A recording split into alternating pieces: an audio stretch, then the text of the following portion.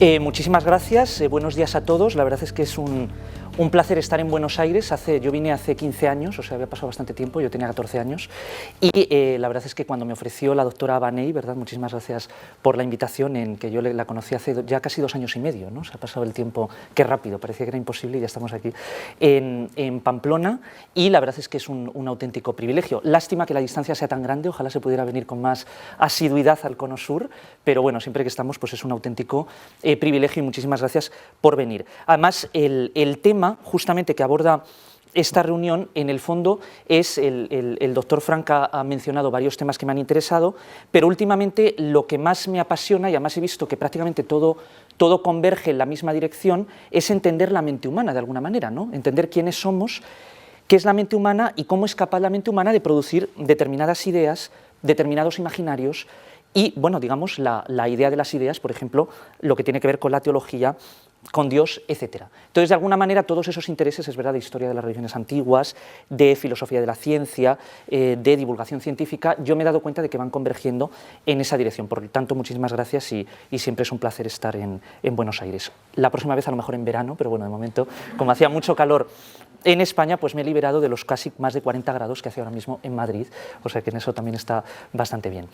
Bien, en el fondo, el título de la conferencia yo quería que fuera el problema mente-cerebro y la idea de hombre, porque quiero, en cierto sentido, disminuir ciertas expectativas. El problema mente-cerebro no está solucionado, no creo que se pueda solucionar de manera rápida y fácil, pero lo que sí quiero plantear hoy es un modelo simplificado según lo que yo creo podría apuntar hacia una solución filosófica y científica del problema mente-cerebro. Y eso va a desembocar, a mi juicio, en la elaboración de una teoría del conocimiento, sobre la base de 2 postulados que luego intentaré esbozar al final de la conferencia. Bien, la tesis que quiero defender es que el problema más importante de la filosofía a día de hoy es el problema mente-cerebro. Uno podría decir que en el fondo el hombre no es lo más importante del universo, es decir, somos una parte minúscula en una galaxia entre otros miles de millones de galaxias. ¿Por qué concederle esa importancia al hombre? Y en cierto sentido quizás haya preguntas filosóficas más importantes: ¿qué es el universo? ¿Qué es Dios? Si existe, que de alguna manera debieran copar, por así decir, el trono de la pregunta filosófica más importante. Pero desde una perspectiva antropocéntrica, y como hombre, pues lo que me interesa sobre todo comprenderme a mí mismo y comprender a mi especie, en cierto sentido decir que el problema mente-cerebro es el problema más importante de la filosofía tiene un argumento clave, y es que si nos damos cuenta, prácticamente todos los problemas derivados de otras áreas de la filosofía, de la teoría del conocimiento, por supuesto de la antropología, de la ética, que es una de las grandes ramas de la filosofía, en realidad convergen o apuntan a qué es el hombre, y sobre todo si el hombre es un ser dual, compuesto por alma, cuerpo, espíritu, materia, o si de alguna manera podemos encontrar otra explicación no dual o dualista del ser humano. Porque cuando entramos en ciertas distinciones que surcan la historia de la filosofía, necesidad, libertad, hechos, valores, en el fondo, esa dualidad, cuando uno la escruta, remite, en último término, a la dualidad fundamental entre, digamos, lo inmaterial y lo material, o el espíritu y la materia. Por eso digo que el problema mente-cerebro, desde una perspectiva antropocéntrica, es el problema más importante de la filosofía. Sería osado especular en este sentido, pero de alguna manera yo me imagino que desde que el hombre tuvo autoconciencia, esto es un hecho por supuesto discutido, no hay científicos que piensan que ya el hombre de Neandertal pudo tener autoconciencia, pero desde luego desde que tenemos ciertas muestras en el Paleolítico Superior de obras de arte, de enterramientos, en cierto sentido nace el problema mente-cerebro, por supuesto no en los términos actuales. ¿Por qué? Porque de alguna manera el hombre primitivo ya tuvo que percibir que era distinto a las demás especies que pueblan la naturaleza. ¿Y en qué radicaba esa distinción? No tanto, obviamente, en aspectos físicos, sino sobre todo en aspectos intelectuales. De hecho, la peculiaridad más importante del hombre con respecto a las demás criaturas se manifiesta por encima de todo en la posesión de un lenguaje articulado, y a través de cuyos mecanismos somos capaces de expresar pensamientos, entidades de apariencia inmaterial, que reflejan un rico mundo interior. Y no conocemos ninguna otra especie que posea esta capacidad. Entonces, de alguna manera, desde que el hombre tuvo autoconciencia, desde que fue capaz de hablarse a sí mismo, de reflexionar sobre el sentido de su vida, sobre sus posibilidades, en cierto sentido ya tuvo que percibir cuán honda era la diferencia con respecto a otras especies de la naturaleza. y, por supuesto, cuán privilegiado o qué estatus especial ocupaba en el seno de la naturaleza. En una famosa conferencia, Sigmund Freud dijo que la humanidad había recibido 3 grandes curas de humildad. La primera, dice, llega cuando Copérnico demuestra que la Tierra no es el centro del universo, sino que es un planeta que gira alrededor del Sol. La segunda, dice, llega con Darwin y Wallace cuando demuestran que el hombre no es el centro de la naturaleza, sino que es una especie que ha surgido evolutivamente. Y la tercera, dice, con cierta arrogancia, aunque esté en Argentina se me permitiría criticar en eso a Freud, es cuando dice que, de alguna manera, no somos, él ha demostrado, Freud, que no somos el centro de nosotros mismos, puesto que hay una instancia inconsciente cuyas pulsiones también gobiernan nuestro comportamiento. Bien, esto en parte es verdad, pero no es una cuestión, yo creo que lo importante no es si el hombre es el centro o no es el centro de la naturaleza. A mí personalmente no me importa porque eso siempre es una cuestión subjetiva, ¿no? Si un león pudiera pensar, pues probablemente se concebiría el centro del universo. A nivel geopolítico, si sabrán, en China, en chino se dice Zhongguo, el país del centro. Todos los países siempre se han concebido a sí mismos como el centro. A mí eso no es lo que me interesa. A mí lo que me interesa es cómo está insertado el ser humano y en concreto la mente humana, la cima de complejidad evolutiva dentro de la naturaleza y en concreto dentro de las fuerzas de la naturaleza que han permitido que surja esa capacidad. Si nos atenemos al conocimiento presente, ningún otro ser vivo del universo desde luego ostenta semejante poder de lenguaje articulado, de pensamiento reflexivo en tan altas cotas. Ni siquiera los chimpancés hablan como los hombres y carecemos de evidencias sobre un cosmos de interioridad mental análogo al que bendice a los miembros de nuestra especie. Es evidente que se han hecho muchos experimentos con chimpancés, pueden adquirir ciertos elementos lingüísticos, pero no está probado que puedan hablar con un lenguaje articulado como el nuestro. ¿Son conscientes de sí mismos los animales? ¿Reflexionan los animales? ¿Elucubran con ideas? ¿Anticipan el futuro? ¿Efectúan cálculos matemáticos? Podríamos prolongar la lista de preguntas de este tenor ad infinitum y la respuesta sería siempre la misma. En cierto sentido sí, ¿quién va a negar que de alguna manera un animal anticipa el futuro? Pero desde luego no con la intensidad y con la extensión con que lo logra la mente del hombre. Un león que se desplaza sigilosamente para capturar a su presa tiene que representarse de algún modo el escenario en el que se desenvuelve. Debe ser capaz, probablemente gracias a una concatenación de ensayo y error, de intuir los movimientos potenciales de la gacela que quiere capturar y planificar los itinerarios posibles que faciliten la culminación de la empresa. De alguna manera tiene que imaginar, tiene que representarse algo en su mente que va más allá del mero dato concreto inmediato a su experiencia. Estos actos incipientemente estratégicos revelan que en los animales, máxime en las especies más evolucionadas, existe un frágil pero no por ello desdeñable mundo interior. Por otra parte, a mayor desarrollo evolutivo de una especie, crece la exuberancia de su vida emocional. Esto es algo de lo que ya se percató Darwin en The Expression of Emotions in Man and Animals, y es evidente, es decir, las emociones es evolutivamente algo previo al surgimiento de la racionalidad en lo que sería el córtex prefrontal. Sienten y sufren con una pujanza muchas veces mayor que en el caso de la especie humana. Y la viveza de las expresiones faciales de muchos simios, en cuyo espejo muchos hombres reconocerían su propia emotividad, refleja un mundo interior dotado de una energía innegable. ¿Acaso dudaremos de su limitada pero fehaciente autoconciencia? ¿Quién diría en ese sentido que ciertos chimpancés no tienen algún tipo de autoconciencia, no saben distinguirse a sí mismos de otros? Pero claro, siempre es una cuestión también de grado, ¿no? En cualquier caso, la apreciación de que existe una simetría inocultable entre las esferas de la materia y de la mente ha alimentado la reflexión filosófica desde sus albores más lejanos. Ya diría que yo me atrevería a decir incluso desde el origen mismo de la autoconciencia humana. La idea, la creencia en un alma, en un espíritu, y esto, bueno, en las teorías evolucionistas de la religión, ¿no? La idea de que de alguna manera las religiones más antiguas son de tipo animista, ¿no? Casi todos los grandes filósofos se han visto obligados a efectuar distinciones que en último término remiten a esta dualidad fundamental, que de hecho ayer el padre Sanguinetti también aludió a ella. Por un lado, el orbe de la materia, el mundo, la naturaleza, lo tangible, lo sensible, lo empírico, y por otro, un arcano cosmos circunscrito a la mente, las intuiciones, lo que llamaríamos el yo, la mente reflexiva. Numerosas escuelas filosóficas de la antigüedad han consagrado la mente, el espíritu y el alma como la realidad verdadera. El ejemplo más eminente sería, por supuesto, Platón. Una especie de Dios, pequeño Dios, un petit Dieu, decía Leibniz, que es el hombre, inserto en el seno del cuerpo humano, ¿no? Una especie de divinidad dentro de nosotros.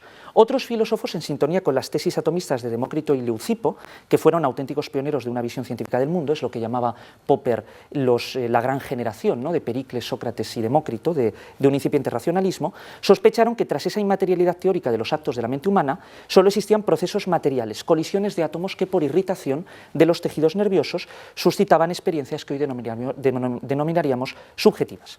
En el fondo, la división del pensamiento filosófico occidental en dos grandes tendencias es clara. Podríamos, grosso modo y de una manera harto simplificadora, hablar de una tendencia espiritualista o idealista y una tendencia materialista, que puede adoptar, luego nos referiremos a ello, diversas denominaciones, ¿no? Esto es casi como dentro de una corriente ideológica, ¿no?, diversos subgrupos, mecanicismo, naturalismo, etc.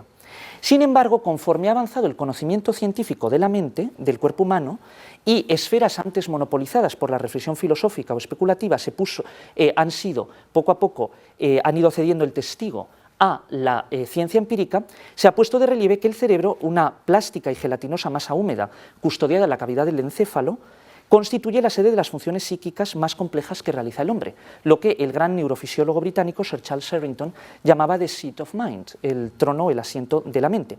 Si muchas civilizaciones antiguas habían pensado que el centro del cuerpo humano era el corazón, el famoso cardiocentrismo, que llega incluso hasta Aristóteles, y por supuesto en todas las grandes civilizaciones antiguas, en Egipto, Mesopotamia, prácticamente Grecia es la descubridora de la centralidad del cerebro, hoy sabemos que de alguna manera lo que somos, en gran medida y sin miedo a exagerar, está en nuestro cerebro. Hay científicos que tienen ese eslogan, somos nuestro cerebro. Yo creo que es una simplificación, luego explicaré por qué, pero es verdad que en cierto sentido, sustancialmente lo que somos está en nuestro cerebro.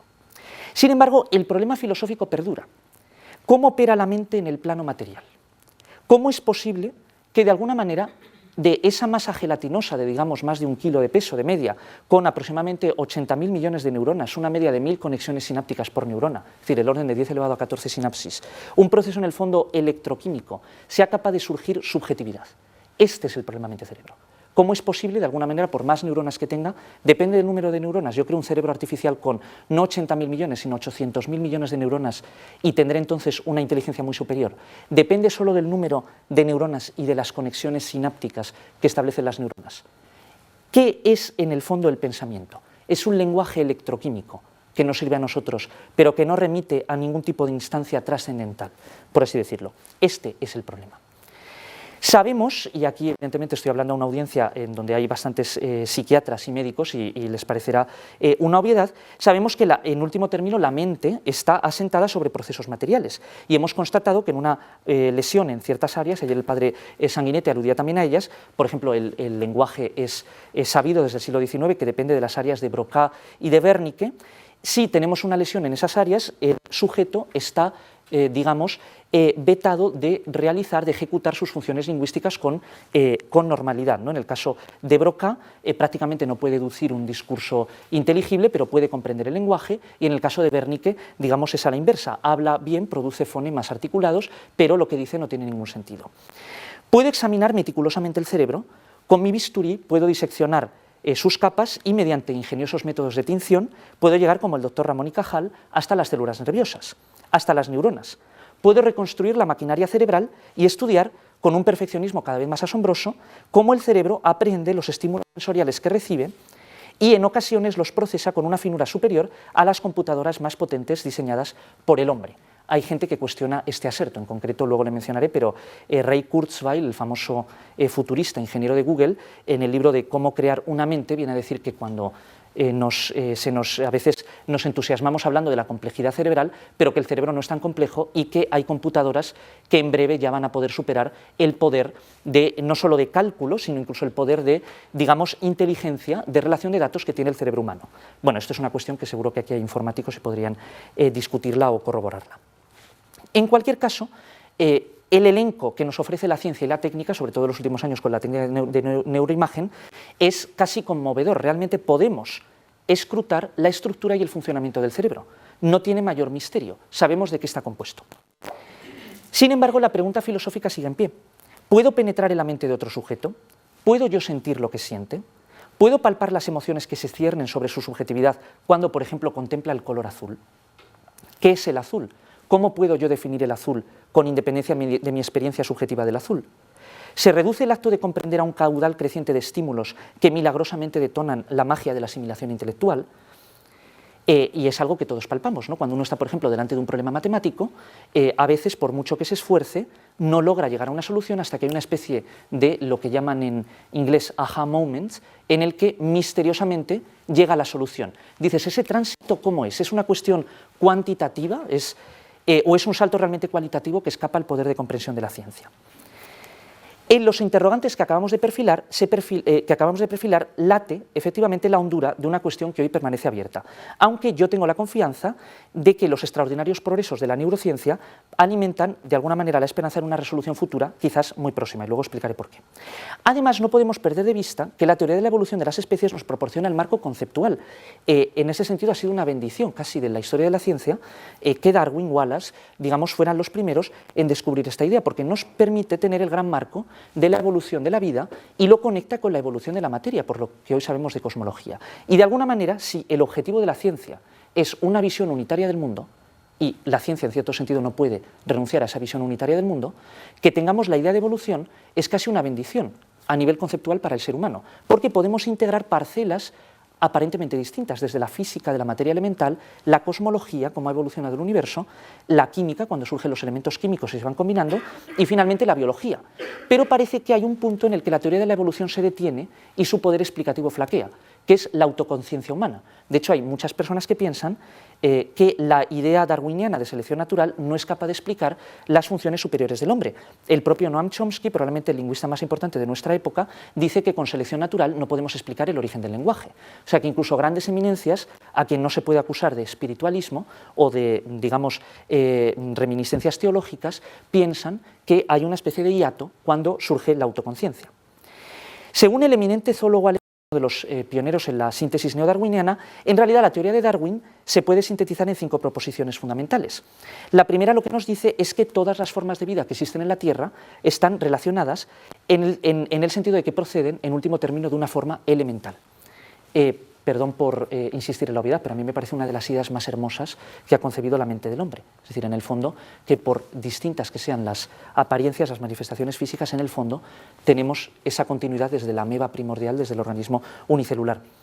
En segundo lugar, el hecho de que todas las especies en cada generación están sometidas a continuas alteraciones, de manera que los descendientes nunca somos copias idénticas de nuestros progenitores.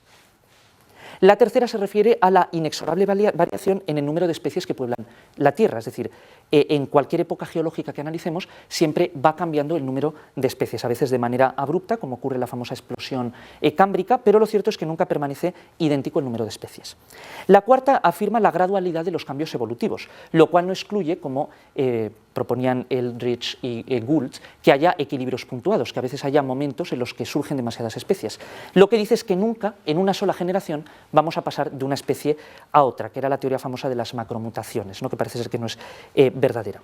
Y en último lugar, y quizás lo más importante, es el mecanismo de la evolución, que de alguna manera pasaría por la selección natural como filtro, que de alguna manera criba esas variaciones y selecciona aquellas que son más positivas para la perpetuación de una especie. La teoría de la evolución de Darwin, insisto en ello, nos proporciona el marco teórico, pero como dicen en inglés, the devil is in the details, ¿no? El diablo está en los detalles, y la teoría de la evolución no nos explica todos los detalles. De hecho, no sé si, bueno, ayer tuvimos la oportunidad de escuchar al profesor Miguel de Asúa, y en el libro, si lo han podido ojear, justamente todo lo que tiene que ver con el modelo Evo-Devo, los refinamientos que ahora mismo existen en la teoría de la evolución, desde luego van a tener que verter nuevas luces, porque Darwin nos explica el gran esquema, la gran panorámica, es el visionario, es como Demócrito que 2000 años antes de Dalton nos dice que existen átomos, pero claro, él no podía saber lo que era un átomo en el sentido actual. Darwin igual, él tiene esa intuición, pero hoy en día lo que se tiene que investigar es cómo se producen exactamente esas variaciones genéticas. En cualquier caso, en la sencillez y la elegancia, como en toda idea genial de la mente humana, resplandece el poder explicativo prácticamente sin parangón en la historia de la ciencia. En este sentido, yo creo que la prueba más fehaciente es que prácticamente hoy en día en cualquier área, no solo de la biología, sino incluso de la psicología o de la filosofía, no se pueda omitir la alusión a los mecanismos evolutivos, a veces excesivamente, ¿no? Por ejemplo, como a mi juicio ocurre con la psicología evolutiva.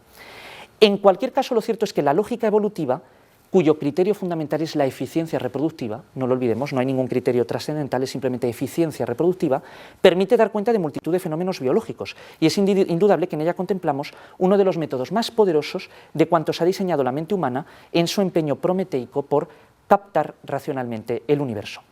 No es fácil reparar en el vasto poder multiplicador que dimana de ínfimas variaciones agregadas a lo largo de muchas generaciones, pero en el fondo es la fuerza del cálculo exponencial que todos seguramente comprobamos cuando vamos al banco y nos hablan de intereses agregados. Porque en el fondo supongamos que un determinado individuo, al reproducirse, da lugar a una nueva criatura que difiere un 1% de su progenitor. Imaginemos a su vez que esa modificación tan minúscula se perpetúa durante 1000 generaciones. Tendremos 1 más la tasa de variación elevado al número de generaciones, a 1000. Si computamos 1 más 0,01 elevado a 1000, el resultado es extraordinario, 21.000 unidades en 1000 generaciones. Esto es una criatura 21.000 veces distinta del antepasado que inauguró esa senda de modificaciones genéticas. Por tanto, después de 1000 generaciones, el individuo guardará escasa o nula relación con su remoto ancestro. En la vida de algunas especies, por ejemplo en ciertas mariposas, sabemos que es muy corta, no es solo un día, el tiempo que les da para reproducirse. Es la lucha por la vida elevada al exponente máximo, casi estremecedor. Incluso en el caso del Homo sapiens, si promediamos la duración de cada generación, aproximadamente 20 años, que era la edad media de reproducción, y extrapolamos a 1000 generaciones, en términos geológicos, ¿qué es 20.000 años? Nada, una anécdota, polvo diluido en el universo. Sin embargo, sería teóricamente viable que un individuo de hace 20.000 años hubiera desencadenado, por variaciones compuestas a través de 1000 generaciones, cambios inmensamente profundos, que hipotéticamente expresasen, se tradujeran en una diferencia de 21.000 unidades al cabo de tan solo 20 milenios. Por supuesto, la probabilidad de que esas variaciones se acumulen incesantemente, sin que anulaciones, duplicaciones, regresiones o frustraciones detengan o entorpezcan el proceso, es muy pequeña. No descartable, pero sí es muy pequeña. La selección natural contribuye a que cada una de esas mínimas alteraciones se consolide de generación en generación, por lo que gradualmente se erigen puntos de no retorno que ayudan a perfeccionar el diseño de ese organismo. Serían como picas clavadas en Flandes, ¿no? De alguna manera, ya es un punto de no retorno en la evolución. Además, dificultan de alguna manera que se produzcan retrocesos. Podría ser adaptativamente ventajoso volver a formas anteriores, pero para lograrlo habría que revertir todos los cambios incorporados en las generaciones intermedias, lo que es aún menos probable. Pues si las alteraciones previas se han afianzado, debe existir una razón vigorosa evolutiva para ello. Y no es presumible pensar que vayan a darse condiciones análogas en sentido inverso, salvo si las presiones ambientales fueran extremas o enormemente volátiles. Sí cabe entonces hablar de variaciones acumuladas, como si fuera, lo repito, en la metáfora bancaria, un interés compuesto que incrementa inverosímilmente el precio que tenemos que devolverle al banco cuando hemos pedido un crédito. En 1871 es por todo sabido que 12 años después del origen de las especies, Darwin publica El origen del hombre. Siempre es un texto que la verdad es que es de una belleza enorme, ¿no? Es decir, lo bien que escribe Darwin y sobre todo la sencillez del genio, ¿no? En casi todos los párrafos. En él examina cuidadosamente las capacidades tanto físicas como espirituales de la especie humana y las inserta en el fastuoso retablo de la evolución. La ciencia aún no investiga esos mecanismos relevantes de la evolución, ya lo hemos dicho, y es evidente que lo que hoy sabemos sobre genética y epigenética coadyuvan a fundamentar muchas de las conjeturas de Darwin o a descartar otras. La especie humana ha surgido evolutivamente, es un dato de ciencia. Podremos discutir cómo, pero no podemos discutir el hecho. En términos harto simplificadores, podemos afirmar que ha recorrido una dilatada senda biológica cuyo itinerario, como muestran los registros fósiles, paulatinamente la separó con mayor nitidez de sus ancestros primates. Y a través de especies hoy extintas, algunas hace muy poco, el hombre de flor parece ser que vivía hace solo 10.000 años en Indonesia, condujo hasta el Homo sapiens sapiens. Especies como el hombre de Neandertal, a mí es algo que siempre me ha sorprendido, cuyo intelecto probablemente no difería mucho del nuestro, desaparecieron hace escasos milenios, es decir, han sido algo que nos podría pasar a la especie humana, pero desde luego hay una que prácticamente tenía unas capacidades intelectuales muy similares a la nuestra que ya no existe. ¿Qué nos haría hoy desligar el desarrollo de las capacidades mentales del hombre de este complejo sendero evolutivo? ¿Por qué admitir que nuestra forma corporal nace tras millones de años de lenta evolución, no siempre ascendente, sometida a toda clase de altibajos, de misericordias catástrofes naturales, meteoritos que colisionan con la Tierra y que, gracias a que se extinguen los dinosaurios, permiten que los mamíferos de alguna manera dominen la Tierra, intempestivas variaciones genéticas, y decir al mismo tiempo que nuestra mente emana de un universo suprasensible cuyas únicas noticias nos llegan a través de nuestras propias intuiciones psicológicas? ¿Por qué? No conviene olvidar, en todo caso, lo repito, que la evolución explica el origen, no necesariamente el modo en que funciona esa capacidad que ha eclosionado gracias a millones de años de alteraciones genéticas y selecciones naturales. Sostener lo contrario significaría incurrir en una versión de la falacia genética, la idea de que explicando el origen de algo, explico también el valor de verdad de ese algo. Por ejemplo, puedo explicar que los egipcios descubrieron el teorema de Pitágoras antes que Pitágoras, y puedo luego decir que un prácticamente desconocido, porque no sabemos quién era, Pitágoras, luego formula la demostración del teorema de Pitágoras. Y decir, bueno, en el fondo esto es una creación cultural de Egipto o de Grecia. Bien, eso sería una falacia, porque el valor de verdad del teorema de Pitágoras es independiente de cuándo, cómo y quién lo descubriera. En ese sentido, puedo incluso descubrir cómo la mente humana gestó la idea de divinidad, motivada por temores, esperanzas o aspiraciones. Pero este hallazgo nunca resolvería el problema de la verdad. Existe Dios. Eso es independiente de que hace miles de años un ser humano, incluso un homínido previo, creara la idea de Dios. No dice nada sobre el valor de verdad de la idea de Dios. Sin embargo, y más allá de este matiz impostergable, si somos coherentes con el cuadro que pincela la teoría de la evolución, el hombre no puede disponer de una prerrogativa que exonere algunas de sus habilidades de la obediencia a las leyes del universo. Como especie biológica dueña de unas facultades mentales verdaderamente sublimes, pero como un animal al fin y al cabo, cuyas estructuras materiales y cuyas funciones básicas guardan una relación profundísima con el resto de los mamíferos, el hombre responde a las mismas leyes físicas y químicas que imperan sobre las demás criaturas. El vigor de la mente tiene que explicarse desde los cánones que la ciencia descubre en el acontecer de la naturaleza. Ninguna estrella, por lejana y majestuosa, vive eximida de cumplir las leyes de la termodinámica que el hombre ha desentrañado con un tesón admirable. Atribuir a la mente una autonomía causal, un fuero que nos impediría estudiarla objetivamente y relegaría nuestras indagaciones a la esfera de la pura subjetividad, entraría en contradicción con la visión científica del mundo. Pero exponer las líneas maestras del problema y la ventana a la solución no conculca una evidencia. Cuando queremos examinar los detalles, el misterio exhibe una complejidad extrema. Aunque la mente, como capacidad de un órgano biológico, tiene que haber experimentado el mismo proceso de desarrollo evolutivo que moldea otras estructuras corporales, otras estructuras humanas, en cuanto pretendemos despejar la incógnita de su funcionamiento, los interrogantes arrecian y sería iluso minimizar su profundidad y su alcance. El problema mente-cerebro, a mi juicio, se enfrenta a dificultades insalvables si nos adherimos a una concepción dualista como la defendida por Descartes en su famosa distinción entre la res cogitans y la res extensa. Una piedra no se nutre, no siente y no piensa. Una planta se nutre, no siente y no piensa. Un animal se nutre, siente y quizás no piense, no lo sabemos. El hombre se nutre, siente y piensa. Esta precaria enunciación de una jerarquía de funciones en el mundo natural, válida en tiempos de Aristóteles y hoy obsoleta, queda diluida en el dualismo cartesiano. Para Descartes, en el fondo, la gran divisoria es mente-cuerpo. No le importa, por ejemplo, la divisoria entre la materia inanimada y la materia animada, que es otro de los grandes misterios de la ciencia, cómo surgió la vida, ¿no? De alguna manera, para Descartes, todo lo que no sea pensamiento es materia, pura materia, y la auténtica frontera que extiende el universo se alza entre la mente humana, chispa de inteligencia divina, y el mundo material. Un animal es tan material como una planta o una piedra. El prodigio de la visión, que de hecho es mucho más formidable en otras especies, por ejemplo el ojo de un pulpo es mucho más complejo que el de un hombre, para Descartes no presentaría ningún problema. Se puede explicar desde el modelo mecanicista y en esto yo personalmente estoy de acuerdo con él. Todo sería una res extensa, una cosa extensa que es tridimensionalidad, ¿no? Tres dimensiones en el espacio y en el tiempo. Lo inextenso, la mente, lo que es pura intención sin extensión, excede de manera inconmensurable todo poder natural, incluso la que revela los sentidos como la vista y el tacto. Pero un pensamiento, un deseo, una intención, una especie de imagen etérea y no siempre fácilmente vinculable a algo tangible, ¿cómo puede ordenarle al cuerpo que realice una determinada acción? Es decir, ¿cómo? Este es un problema teológico análogo al de Dios, espíritu puro, ¿cómo crea el mundo? ¿Cómo es posible que del espíritu surja la materia? Si digo que es en el alma donde reside la libertad, y el cuerpo constituye un mero ejecutor que obedece ciegamente a ese piloto invisible que el filósofo Gilbert Ryle caricaturizaba como the ghost in the machine, ¿no? El fantasma dentro de la máquina, deberé ofrecer una explicación adecuada de cómo es posible que un ente inmaterial determine el funcionamiento de una realidad material.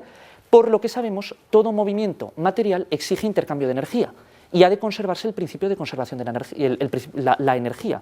La cantidad de energía tiene que conservarse. ¿Cómo es posible que de alguna manera la mente produzca energía de la nada? Este es el gran argumento contra el dualismo. ¿Cómo lo hace? ¿Cómo toca, por así decir, esa neurona que luego le tiene que dar una orden a un músculo? Este es el problema. En definitiva, la rígida demarcación entre res extensa y res cogitans del dualismo se topa con una pregunta acuciante: ¿cómo transmite el impulso nervioso lo inextenso a lo extenso? Esa especie de átomo de conciencia, o que Sir John Eccles, el eminente premio Nobel, llamaba psicón, una especie de unidad psíquica, ¿cómo interacciona con la neurona, con la célula nerviosa? ¿Cómo exactamente? Mientras no se exprese o no se proporcione una explicación, habrá que reconocer que esto es, bien, un cuadro interesante, pero desde luego incompleto. Las estrategias filosóficas del dualismo, que escinden abruptamente la materia y el espíritu, desembocan en paradojas, oscuridades e incongruencias insalvables, por ejemplo la que hemos dicho. No podemos segregar la mente de su inserción armoniosa en el seno de la naturaleza. La mente constituye la expresión máxima conocida de complejidad que es capaz de suscitar una naturaleza en continuo movimiento a través de espacios y tiempos. Representa, por así decirlo, una frontera conceptual en la evolución de la materia. En ella se despliegan las más profundas virtualidades que esconde esa materia de cuyas raíces ha brotado la especie humana, y las mismas leyes que subyacen en la eclosión de galaxias, nebulosas, planetas, compuestos químicos, formas orgánicas y entidades vivas nos procuran el marco explicativo, pero no solo con esas leyes. Ahora veremos que a mi juicio se necesita apelar a otros principios. Ahora bien, la mente se halla integrada en el acontecer de la naturaleza, pero no por ello hemos de dejar de constatar las hondas lagunas que hoy tenemos todavía para entender el funcionamiento de la mente.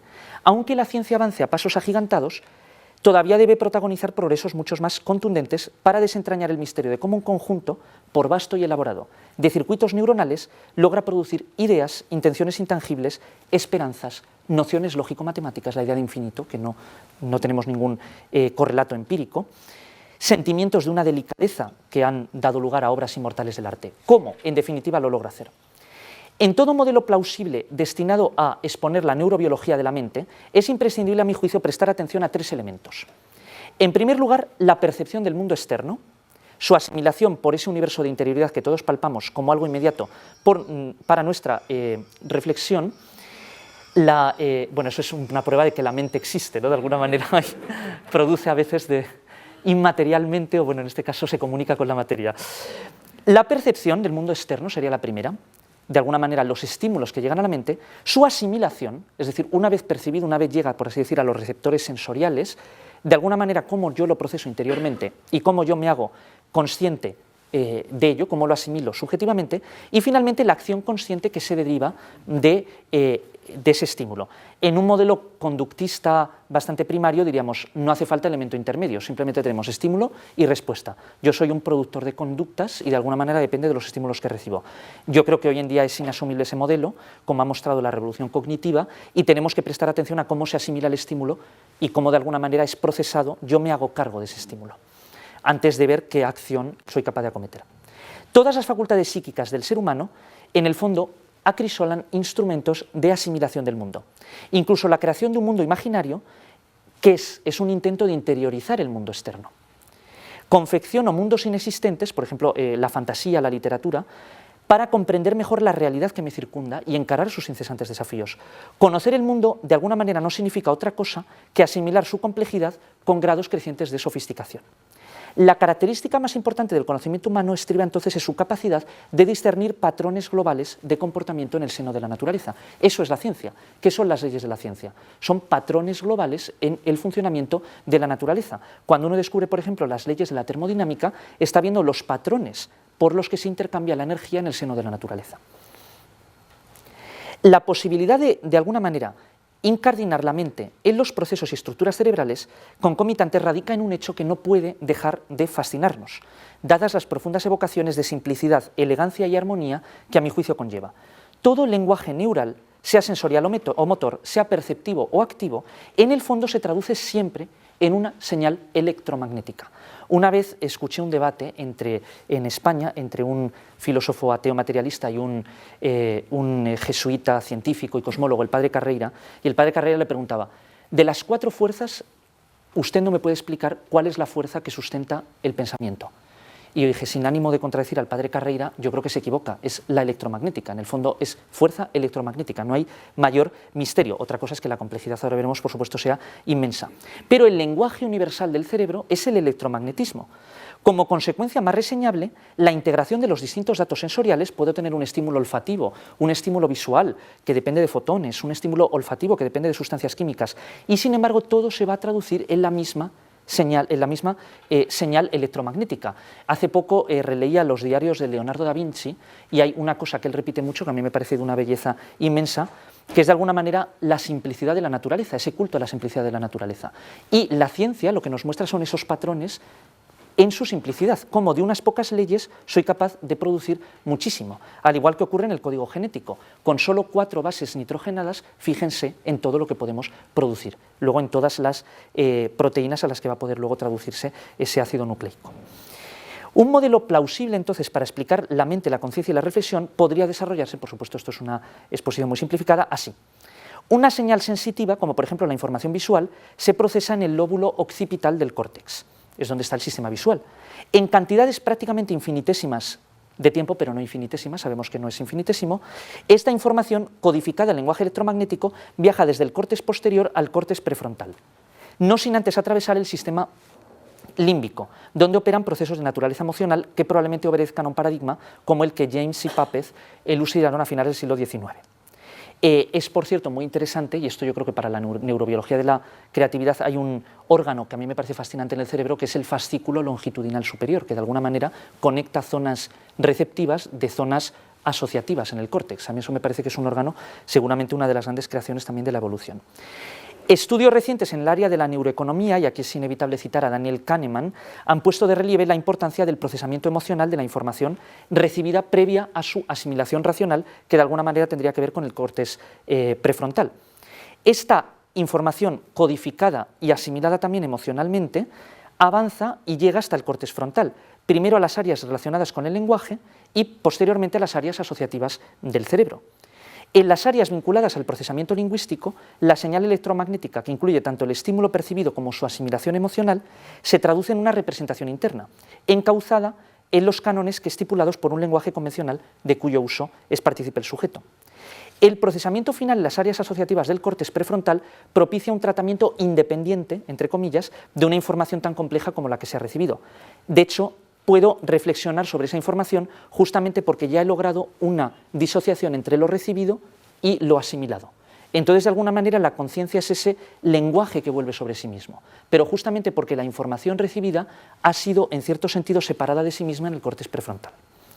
Según este esquema imperiosamente simplificador, interrogantes tan inextricablemente unidos al problema mente-cerebro como el famoso binding problem, sabemos que el binding problem los viene a decir cómo es posible que si yo estoy recibiendo ahora mismo, les estoy viendo a ustedes y tengo información visual, auditiva, de todo, no gustativa obviamente, pero vamos, de todos los sentidos, ¿cómo es posible que en el fondo yo llegue a tener solo tenga una percepción unificada? ¿Cómo puedo unir lo visual, lo olfativo, lo gustativo, de alguna manera lo que tiene que ver con todos los sentidos? Es el binding problem. Pero el binding problem en el fondo es el problema mente-cerebro. El binding problem es la pregunta de si existe un sujeto que es capaz de unificar percepciones distintas y asimilarlas. En el fondo, a mi juicio, y creo que esto también lo ha expresado el profesor John Searle, en el fondo convergen, ¿no? Sería prácticamente una expresión del mismo problema. ¿Cómo logro una representación unificada? Lo que yo percibo no se me presenta como una mera suma de estímulos visuales, olfativos, táctiles, gustativos. Yo capto una imagen unitaria y en esto hay que reconocer que la psicología de la Gestalt presta un gran servicio al estudio de la mente, ¿no? Al ver que ciertos estímulos yo no los puedo fragmentar en intensidad, brillantez, sino que yo lo veo como una percepción. Claro, esto está bien decirlo, pero luego si analizamos cómo funciona el sistema visual, lo que sabemos es que hay columnas especializadas en el tratamiento de estímulos concretos. En el córtex visual hay columnas que solo procesan información relacionada con el ángulo de inclinación del estímulo.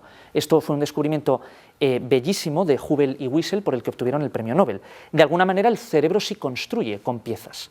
Lo que pasa es que el misterio es cómo yo percibo solo una representación unificada. Otra dificultad que concierne a los qualia o cualidades secundarias, los famosos qualia, en el libro de cómo la conciencia explicada, yo siempre digo que es un libro que yo lo leí con mucho entusiasmo del profesor Daniel Dennett, porque yo creía que me iba a explicar la conciencia, pero luego después de leérmelo no me había explicado la conciencia, es de los años 90, ¿no? El de Consciousness Explained, pero sí dice una cosa con lo que estoy de acuerdo. Los qualia, dice, en el fondo es como una cometa que se ha ido embrollando, se ha liado tanto que prácticamente se nos va, no como ese niño que va con una cometa y se le va la cometa. Dice, hay que volver a atar la cometa y traerla porque hemos complicado excesivamente el problema. ¿Qué son los qualia? Los qualia son, de alguna manera, en la terminología famosa que usó John Locke, serían aquellas cualidades del mundo que yo solo puedo definir subjetivamente. Por ejemplo, el color. yo no puedo dar una definición objetiva del color. Puedo decir que el color azul tiene que ver con tantos nanómetros en la longitud de onda, en el espectro electromagnético. Sí, pero con eso no me dices que es el azul. O sea, tú me dices, no, tantos nanómetros, pero ¿cómo es el verde? ¿O cómo es el azul? ¿Ve usted el mismo verde que veo yo?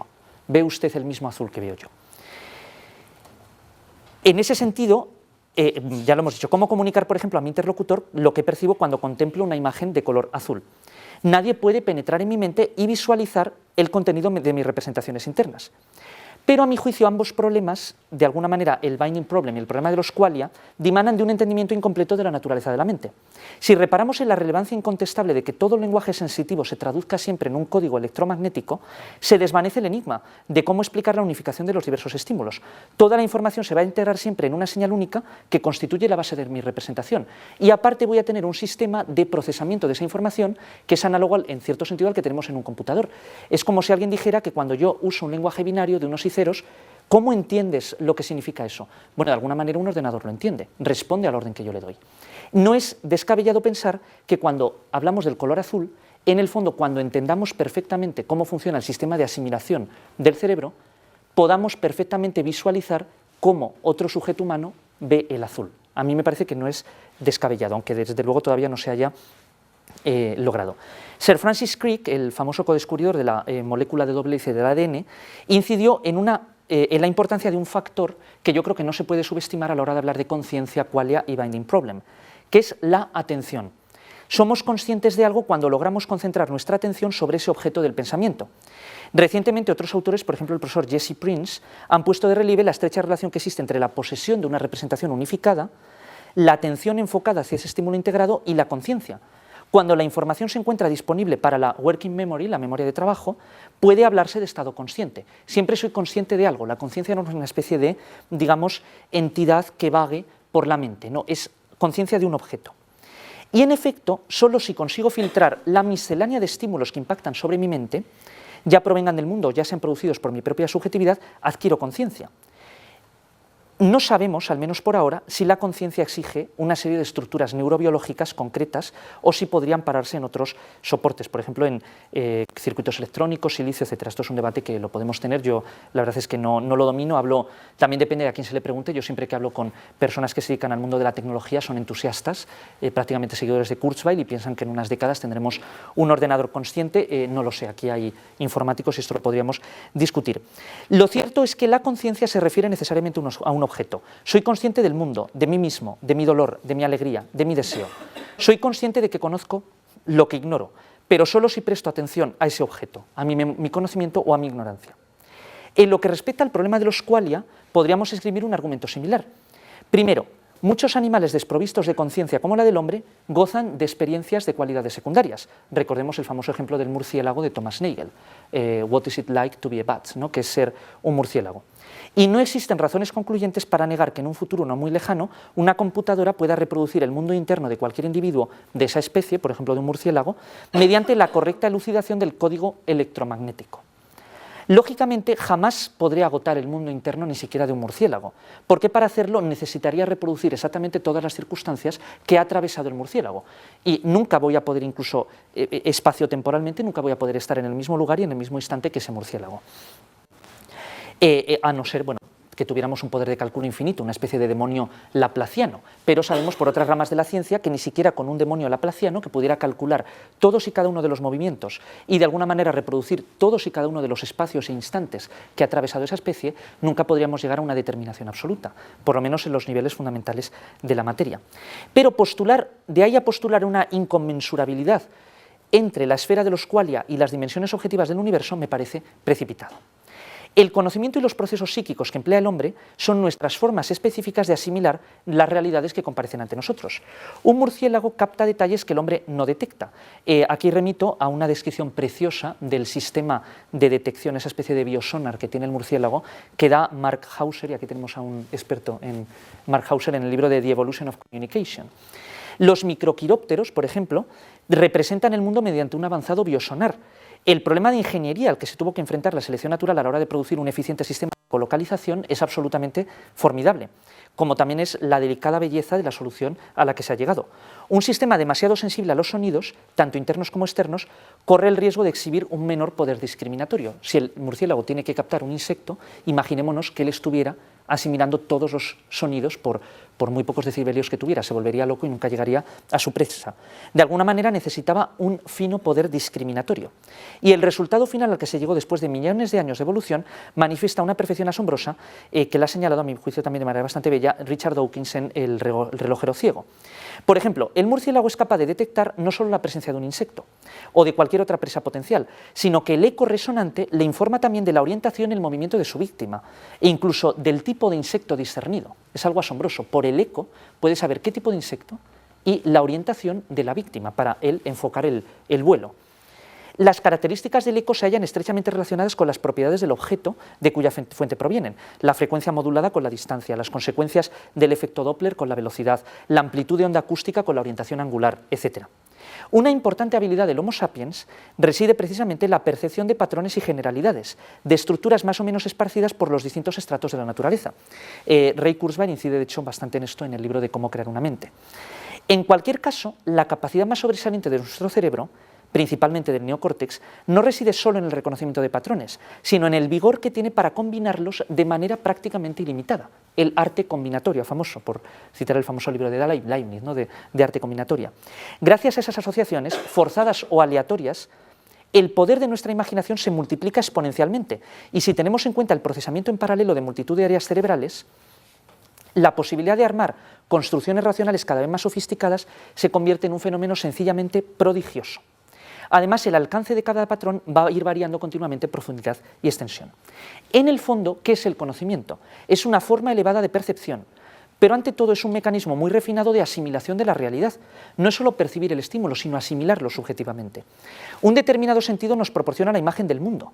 Con el conocimiento, ese lenguaje sensitivo, electromagnético, se organiza de tal manera que nos informa sobre los patrones de comportamiento que rigen el mundo.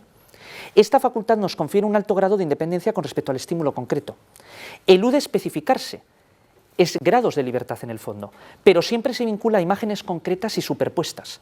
Resulta entonces posible reflexionar, producir metalenguajes, porque existe una diferenciación estructural y funcional entre áreas receptoras de percepciones, por ejemplo el lóbulo occipital, y áreas asociativas, entre comillas, racionalizadoras en el córtex prefrontal. El simbolismo, por ejemplo, condensa esa capacidad única que unge al ser humano. Pero un desarrollo tan notable de la percepción de lo genérico muchas veces implica un anquilosamiento de otras habilidades, como la aprehensión de detalles sensitivos, registro térmico sonoro, que es muy superior en otras especies a la del hombre.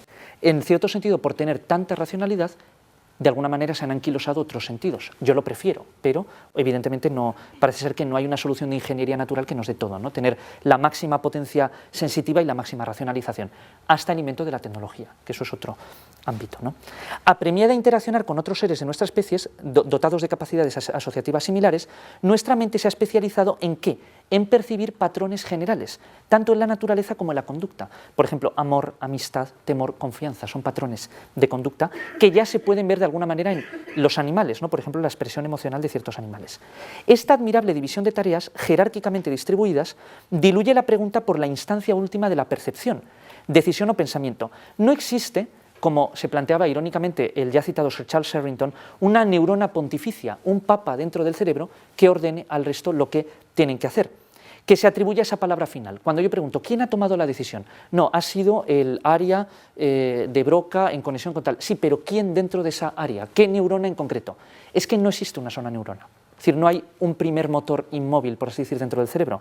En el fondo lo que tenemos es una sincronización de áreas y como están sincronizadas se diluye el problema por cuál es la instancia última, todas a la vez, de alguna manera. Aunque esto, por supuesto, es mera especulación porque todavía queda mucho por saberlo, ¿no? Pero no existe una instancia que se pueda atribuir a esa palabra final, esa subjetividad absoluta, ese yo en su acepción más estricta. El proceso de percepción, asimilación y decisión se asemeja a un círculo virtuoso, no vicioso, sino virtuoso, que en ningún momento corona una cúspide cuya cima no se pueda rebasar.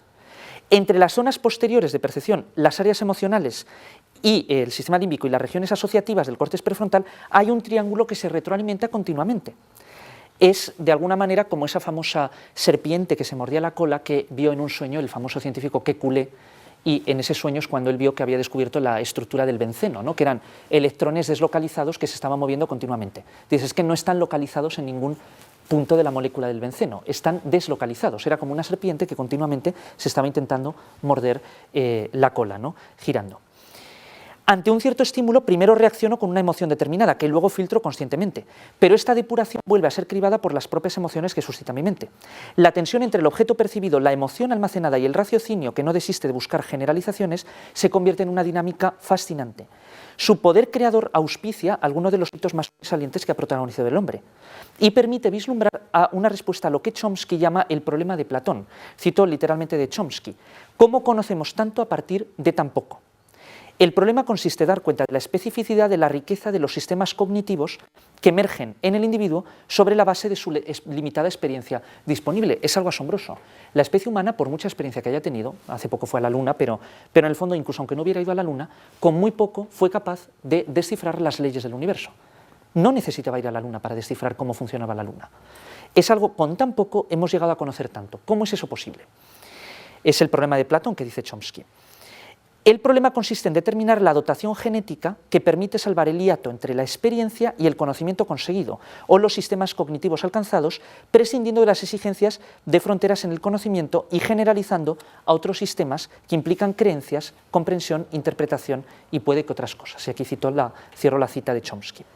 Al existir una organización funcional propia de la mente, resulta pertinente distinguir, efectivamente, entre el yo y el otro, pero a nivel estrictamente material tan solo subsiste un continuo energético que funde mi subjetividad con el resto del mundo. Nunca vivo fuera del mundo, nunca soy escrupulosamente libre. Esto es un tema del que hablaremos, o por lo menos hay que hablar, a mi juicio, de grados de libertad. Las fronteras entre la mente y el mundo son siempre vaporosas. Por supuesto, no vamos a hablar de dificultades que hay a nivel de mecánica cuántica, donde parece que hay una cierta escisión entre el nivel fundamental de la materia y niveles ya, digamos, macroscópicos. La conciencia, en definitiva, es lenguaje que se habla a sí mismo. Conviene siempre recordar que los conceptos que crea la mente humana lo que hacen es justaponer imágenes de manera jerárquica. ¿Y cuál es, digamos, el kit de la racionalidad? Dices, si simplemente justapone imágenes no tengo racionalidad.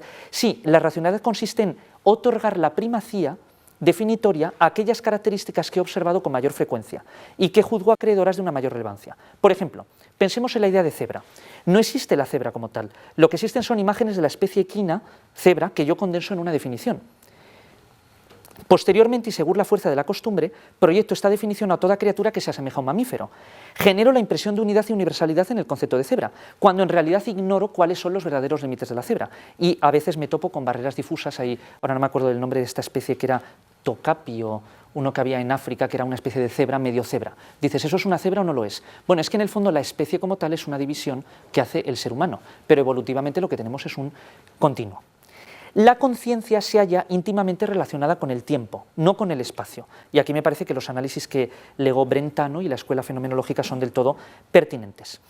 El problema sobre la relación entre los dos polos de un binomio que ha desafiado tantas tentativas de síntesis, en el fondo, en lo fundamental, va a remitir a esa esquiva correspondencia entre lo espacial, las estructuras cerebrales, y el tiempo, la sincronización, que es la maravilla del cerebro, cómo los distintos sistemas son capaces de sincronizarse y al sincronizarse de alguna manera se están emancipando de lo estructural, de la estructura material.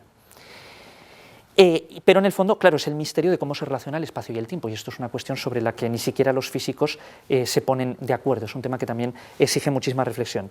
El lenguaje, ¿qué hace? El lenguaje entraña espacio, un fonema, una onda sonora, en el tiempo, una representación que se despliega temporalmente y sustenta su eficacia sobre una serie de paquetes de ondas sonoras que se traducen en impulsos eléctricos. La conciencia se encuentra estrechamente unida al lenguaje, me parece que es un dato casi evidente, y es legítimo creer que las habilidades semánticas, la interpretación que el hombre hace del contenido lingüístico, consisten de alguna manera en una sintaxis sobre la sintaxis, una sintaxis de segundo grado. Como resulta plausible suponer que la evolución ha conectado de manera eficiente las zonas de Broca, que dijimos que estaban relacionadas sobre todo con la comprensión, y de Wernicke con la producción del lenguaje, esta aptitud para coordinar de modo simultáneo el talento sintáctico y el semántico esconde, en mi opinión, el recóndito secreto de la inteligencia humana. Una mayor complejidad en el desarrollo biológico, como la que posee, por ejemplo, nuestra especie, implica una mayor liberación de estructuras corporales, especialmente la del cerebro, lo que les confiere una mayor funcionalidad. Pueden aprender, imitar, y aquí ya cito ayer el padre Sanguinetti, el descubrimiento de las neuronas espejo por Rizzolatti, reflejan el dinamismo del mundo circundante sin verse abocadas a satisfacer una necesidad única. Es la liberación de un órgano que puede adquirir nuevas funcionalidades. Por ejemplo, siempre todos los antropólogos, al menos desde Gehlen, no insisten en la liberación del pulgar y en lo que eso supuso para el ser humano, pero a mí me parece mucho más interesante y de consecuencias más profundas, no tanto la liberación del pulgar, que yo pueda coger un objeto y de alguna manera ya siento esa oposición entre el objeto y el sujeto, sino la liberación de los sistemas cerebrales para que yo pueda reflexionar sobre lo que recibo, para que sea recepción de recepción, sintaxis de sintaxis. En definitiva, ¿cómo interpretar el vínculo tan persuasivo que enlaza el lenguaje articulado y la autoconciencia? ¿Surgió primero la capacidad para el lenguaje articulado y amparada en ella la autoconciencia? ¿O el fenómeno discurrió al revés, primero la autoconciencia y luego el lenguaje? No lo sabemos, valga el aviso. Honestamente yo pienso que el lenguaje y la conciencia constituyen dos procesos concomitantes. Conforme la ciencia consiga analizar la prolijidad y la evolución de las áreas de Broca y Wernicke, sin excluir por supuesto otras regiones, parece ser, siempre se decía, ¿no?, que el lenguaje, ese famoso adagio de Broca, de nous parlons avec l'hémisphère gauche, parece ser que no es solo el hemisferio izquierdo, es fundamentalmente el hemisferio izquierdo, pero hay aspectos de prosodia, de entonación, que dependen más del hemisferio derecho, tengo entendido. Pero conforme comprendamos más sobre cómo funciona el lenguaje, qué áreas del cerebro están involucradas, no me cabe la menor duda de que de alguna manera iremos revelando el origen de la autoconciencia, en paralelo al progreso de las facultades lingüísticas, que es una cumbre jalonada por el hombre, pero cuyos atisbos resplandecen ya en etapas anteriores de la historia de la vida. La luz de la autoconciencia probablemente despuntó cuando las áreas de Broca y Wernicke, así como sus interconexiones, alcanzaron un grado de refinamiento muy similar al que hoy observamos en el Homo sapiens. Antes de concluir, y sé que he abusado de su paciencia ya bastante, simplemente quiero esbozar, porque por supuesto lo que yo he dicho es una generalización, ¿no?, sobre qué es el problema mente-cerebro y a mi juicio cómo se podría solucionar sin caer en el dualismo. Yo en ese sentido me gusta más, digamos, un emergentismo, ¿no?, de cómo han ido emergiendo ciertas facultades. Pero a mi juicio el problema mente-cerebro exige, o por lo menos desemboca, en la elaboración de una teoría del conocimiento.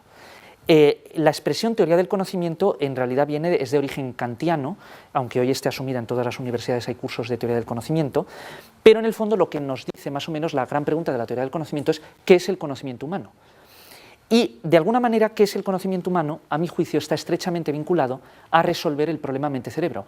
Y mientras no tengamos una solución aproximada o como sea el problema mente-cerebro, toda teoría del conocimiento se asienta sobre pies de barro. Es una gigantesca baraja de naipes que en cuanto quito una de ellas corre el peligro de caerse, porque en el fondo siempre estoy sobre esa falla entre lo material y lo espiritual, entre el cuerpo y el alma.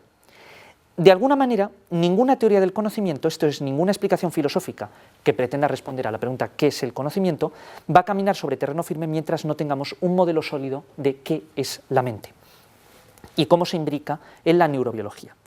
De alguna manera, toda teoría del conocimiento va a tener que integrar adecuadamente al menos tres dimensiones. Primero, una teoría de la información. En el fondo, todo conocimiento entraña información. ¿Usted qué sabe? Sabe algo, si no, no sabe nada, ¿no? Es decir, teoría de la información. Un contenido, si no, no conozco nada. Si no hay ningún contenido, no hay conocimiento. Ya sea externo o interno. Y primero tenemos que elucidar de dónde viene esa información y cómo se procesa esa información. En segundo lugar, una teoría de la conciencia. Hemos dicho que el ser humano, a diferencia por ahora de un ordenador, no se limita a asimilar información, sino que la capta subjetivamente. El conocimiento humano es consciente, sabemos que sabemos. ¿Un ordenador sabe que sabe? Yo no lo sé, pero sospecho que por el momento no. No nos limitamos a emitir informaciones ciegas e irreflexivas. Si sé algo, si verdaderamente poseo un conocimiento concreto que he asimilado y del que me considero dueño, entonces soy capaz de reparar en él y de advertir que soy yo quien conoce. Articulo esta convicción gracias a los resortes que nos ofrece el lenguaje, pero siempre palpita una conciencia que es concomitante a lo que yo conozco. Sé que sé, y sobre todo sé que soy yo quien está conociendo. Ignoro si un ordenador es consciente de la información que almacena, pero yo sí sé que al menos yo lo soy. Es cierto que aquí se podría acusar, y luego en el diálogo se puede decir, de que hay una cierta falacia, porque alguien podría decirme, ¿cómo sé yo que usted conoce? Bien, yo no sé cómo responder a su objeción, yo sí le puedo decir que yo me percibo consciente. y que efectivamente hablaría de grados de conciencia. No le negaría a ciertos animales, sobre todo los que están filogenéticamente más emparentados con nosotros, cierta autoconciencia, pero desde luego no en el grado humano. Y es cierto que si alguien se pone muy estricto, pues también podría negar conciencia al propio hombre. Y a ciertos hombres, es decir, incluso evolutivamente, ¿no? Es como cuando Darwin narra en el origen del hombre, cuando él viaja a Tierra de Fuego, y estamos en Argentina, que él decía, los fueguinos en el fondo, pues según ciertos criterios no serían conscientes. Claro, ¿por qué vamos a poner y luego dice en una frase después, dice, yo estoy convencido de que entre la inteligencia de un hombre de Tierra de Fuego y de un Sir Isaac Newton hay una diferencia de grado, pero no una diferencia cualitativa. Y en el fondo es verdad, o sea, un hombre de Tierra de Fuego pertenece a la especie Homo sapiens y podrá ser más o menos inteligente, pero eso depende en gran medida, por supuesto, de su dotación genética, pero en gran medida del contexto en el que nace. Si Newton hubiera nacido en Tierra de Fuego antes de que tuviéramos la Argentina moderna, pues probablemente no habría sido Newton, igual que si Einstein hubiera nacido no en Alemania, sino en España, por ejemplo, en esa época. Pero en el fondo, ¿qué es la conciencia? ¿Cómo funciona exactamente y qué mecanismos cerebrales sustentan esa actividad? Y esto, repito, es la segunda pata de una teoría del conocimiento. Hemos intentado explicar un marco conceptualmente sucinto de cómo es a nuestro juicio la conciencia y cómo se enraiza en la dinámica del cerebro y en su interacción incesante con el mundo. Ahora bien, los detalles son aquí tan importantes como el marco global. Y simplemente con el marco global no hemos resuelto el problema y sería ilusorio pensar que con esto ya está todo explicado. Solo el avance de la neurociencia y de la reflexión filosófica nos procurará ese añorado conocimiento sobre la fina estructura de la mente y una comprensión pormenorizada de sus engranajes materiales. Y en tercer lugar, una teoría del conocimiento, a mi juicio, aparte de una teoría de la información y de una teoría de la conciencia, ha de proporcionar una teoría de la demostración. La característica fundamental del conocimiento humano es que he de ser capaz de justificar el conocimiento que digo tener. Si alguien me dice, yo sé que América fue descubierta por Cristóbal Colón, la pregunta siempre legítima es, ¿cómo lo sabes? Por supuesto, aquí es evidente, es un conocimiento por todos compartido, hay documentos, me puede remitir al archivo de Indias en Sevilla, lo que sea, pero en el fondo siempre lo puedo saber.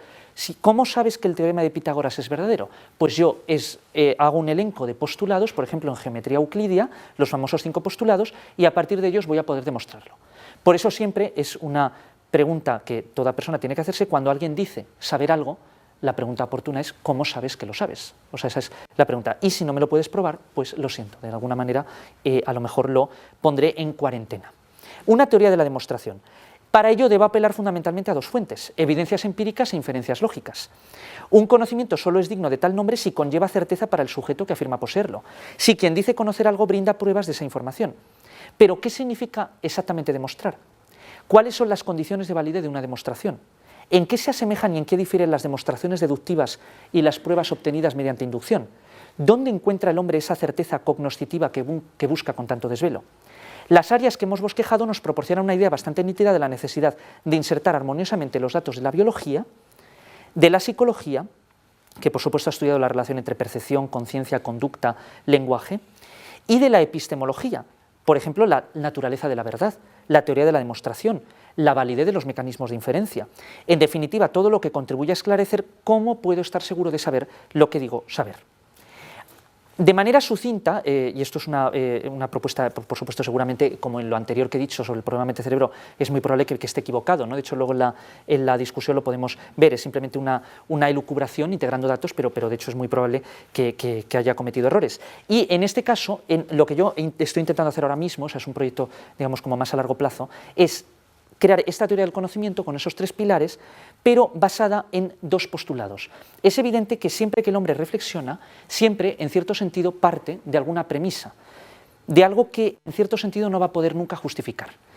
Ocurre, por ejemplo, en la ciencia. Lo que pasa es que la premisa de la ciencia es la más parsimoniosa posible. La ciencia parte de la premisa de que el mundo es inteligible, de que yo lo puedo comprender. Es un prejuicio, pero es el prejuicio más parsimonioso y, digamos, el prejuicio más fecundo posible. Y por economía epistemológica, por navaja de Occam, siempre conviene limitar el número de presupuestos al mínimo, ¿no? O sea, si usted parte de más presupuestos, pues si no es estrictamente necesario, ¿por qué? A mi juicio, y aquí digo que es probable que esté equivocado, pero por lo menos lo que intento hacer es construir la teoría del conocimiento sobre 2 postulados. 2 postulados que no puedo demostrar, tengo que partir de ellos, pero que a mi juicio son guías heurísticas que permiten llegar a ciertas conclusiones a partir de las cuales se va a poder, en retrospectiva, valorar la validez, la pertinencia de estos postulados. El primer postulado de la teoría del conocimiento, tal y como yo esto por supuesto lo podemos discutir, tal y como estoy intentando concebirla, sería el siguiente. Los fenómenos de la mente reflejan las leyes y la estructura de la naturaleza. Ahora explicaré aquí, porque parece como inocuo, pero a mi juicio no lo es. El segundo postulado, que no se puede deducir del primero, es otro, es que no existen conceptos o cualquier otra clase de producción creada por la mente humana que sean inalterables, y ahora explicaré por qué. El primer postulado niega la legitimidad de proponer un ámbito trascendental para los objetos del pensamiento. Frente a las pretensiones, por ejemplo, de la fenomenología de Husserl, a mi juicio no existe una esfera de la lógica pura que obtenga sus contenidos de un mundo inteligible poblado por esencias trascendentes y eternas. Es una cosa, bueno, el día que hablemos sobre la libertad, pero es una cosa de un libro que voy a publicar en breve. Por ejemplo, una cosa que he intentado hacer puede parecer casi, dices, estás loco, bueno, probablemente lo esté, pero bueno, como lo he intentado hacer, es deducir las leyes fundamentales de la lógica de la termodinámica. En el fondo, los tipos de fenómeno que tenemos en el universo, que son fundamentalmente de dos tipos, permanencia y cambio, primera ley de la termodinámica, segunda ley, la ley de la entropía, ver cómo eso se refleja fundamentalmente en las leyes básicas del pensamiento humano, que tienen que ver con ser, identidad, pensamiento y cambio, no ser, negación, diferencia. Esto, si a alguien le interesa, le puedo también mandar el texto. Termino enseguida. Y el segundo postulado lo que hace es exaltar la creatividad de la mente y su poder para franquear cualquier clase de determinación. Excluye, por tanto, la existencia de categorías a priori en sentido kantiano. A mi juicio eso es un mito filosófico. No existen categorías a priori y, de hecho, porque primero alguien me tendría que explicar cómo surgieron evolutivamente, la creatividad de la mente siempre le permite, es un postulado, pero yo creo que se podría argumentar, siempre le permite trascender toda barrera. En definitiva, y con esto ya concluyo, escrutar la estructura y el funcionamiento del mundo es tarea de la ciencia, por cuanto solo el método científico armoniza adecuadamente lo racional y lo empírico. Sin embargo, siempre cabe formular más preguntas que las que hoy vislumbra la imaginación humana. Como dice Hamlet, famoso, hay más cielos, Horacio, de los que piensa tu filosofía. Y como toda respuesta desencadena siempre un nuevo misterio, que clama por ser abordado con las lentes de la inteligencia, la llama de la filosofía nunca se va a extinguir mientras siga existiendo el hombre. Siempre puedo plantear más preguntas y con cada respuesta que logra la inteligencia del hombre, siempre puedo avivar una nueva pregunta. El deber que incumbe tanto a las ciencias particulares como a la filosofía consiste en superar gradualmente la tajante escisión que ha acabado una falla irreparable entre dos enfoques, el infraestructural material constructivista y, digamos, el supraestructural que va de arriba abajo. Hermanar, en definitiva, a Demócrito con Platón no es un sueño vano, es el destino de la filosofía. Es la responsabilidad de quien anhela comprender el mundo y entender sus propias capacidades. Del polvo de la tierra brota el hombre, pero con su mente y su sensibilidad asciende a cielos insospechados que aún hoy nos deslumbran por su grandeza, su fervor y su creatividad. Quienes se encuentren imbuidos del espíritu de la ciencia se afanan como Demócrito en perforar el cosmos hasta sus elementos más recónditos e ínfimos. Por el contrario, almas como las de Platón se encuentran fascinadas o encuentran su fuente nutricia en la exploración del mundo como un todo, en la integración, en la elucubración sobre el sentido pleno de lo que nos rodea. Quieren sondearlo todo con el haz holístico del pensamiento, pero muchas veces desdeñan los detalles de apariencia nimia e identificación tediosa que han examinado abnegadamente los discípulos de Demócrito. La filosofía sin la ciencia flota en el vacío, sobrevuela cielos desconectados de la verdad sobre el hombre y el universo, por lo que a la larga se convierte en una labor fútil y obsolescente. La ciencia sin la filosofía se ofusca sobre sí misma, reprime sus energías más íntimas, reduce el alcance de sus reflexiones e inhibe preguntas y despoja al hombre de un estímulo inmensamente fructífero para espolear sus fuerzas. Es inevitable que la filosofía ambicione distanciarse de lo terreno, de lo concreto, de lo parcelado, porque su ímpetu más vigoroso la orienta hacia cuestiones de tal holgura que si se limitara a contemplar los problemas desde un ángulo demasiado específico se ahogaría, no podría respirar. La ciencia ha de perseguir incansablemente a la filosofía como un niño a una cometa que amenaza con alejarse sin remedio. Volvemos a la metáfora de Dennett. Asir firmemente la cuerda, pero sin prohibirle a la cometa regocijarse mientras surja el cielo de la ciencia de nuestros días, que la ciencia de nuestros días otea como un horizonte demasiado remoto, ha de ser el empeño de un pensamiento integrador, tan enamorado de la verdad y de la sabiduría que no desprecie ninguna instancia inspiradora. Muchísimas gracias.